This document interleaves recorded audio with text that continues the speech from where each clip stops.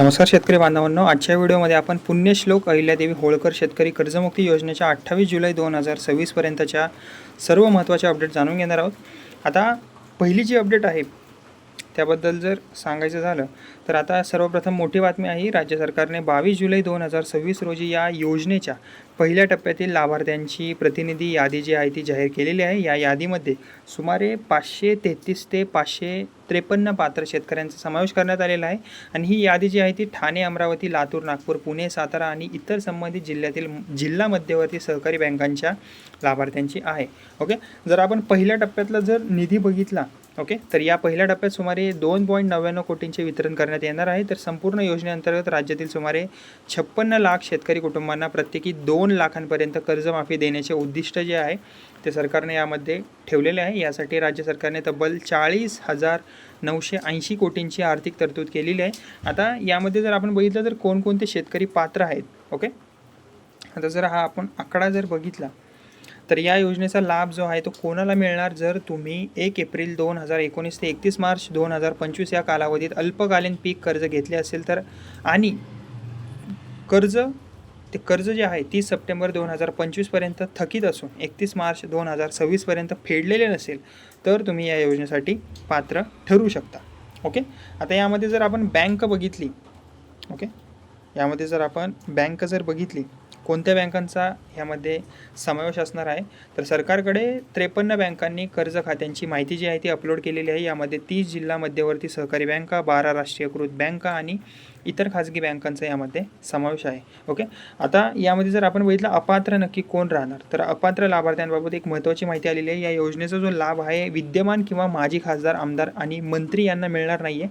तसेच केंद्र, राज्य किंवा निम सरकारी सेवेत कार्यरत अथवा निवृत्त कर्मचारी अपात्र असतील. याशिवाय बिगर कृषी उत्पन्नावर आयकर भरणारे आणि सहकारी संस्थांचे पदाधिकारी किंवा कर्मचारी यांनाही या योजनेचा लाभ मिळणार नाही आहे. आता यासोबतच सरकारचा एक मोठा निर्णयसुद्धा झालेला आहे.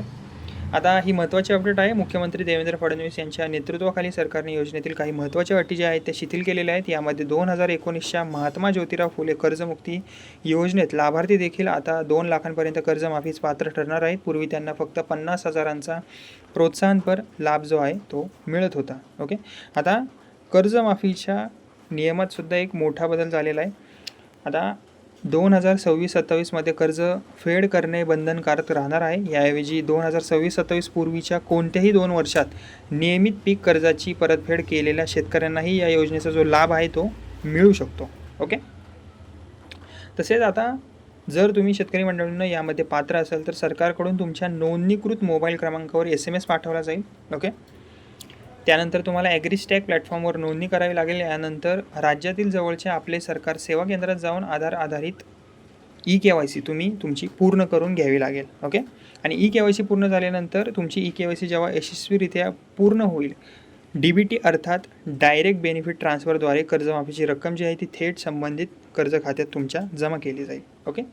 तसेच आता महत्त्वाची जी अंतिम मुदत आहे त्याबद्दल जर सांगायचं झालं तर जिल्हा मध्यवर्ती सहकारी बँकांमधील पात्र लाभार्थ्यांची प्रक्रिया 31 जुलै 2026 पर्यंत पूर्ण करण्याचे सरकारचे उद्दिष्ट आहे. यानंतर राष्ट्रीयकृत आणि इतर व्यापारी बँकातील पात्र शेतकऱ्यांची प्रक्रिया जी आहे ती सुरू केली जाणार आहे. तर शेतकरी बांधवांना पुण्यश्लोक अहिल्यादेवी होळकर शेतकरी कर्जमुक्ती योजनेच्या 28 जुलै 2026 पर्यंतच्या सर्व महत्त्वाच्या अपडेट्स होत्या. व्हिडिओ तुम्हाला उपयुक्त वाटला असेल तर व्हिडिओला कृपया करून लाईक करा, शेअर करा आणि अशा सरकारी योजना, शेतकरी योजना आणि आपल्या या महाराष्ट्रातील ताज्या अपडेटसाठी आपल्या या बडी चॅनलला सबस्क्राईब करायला विसरू नका. धन्यवाद.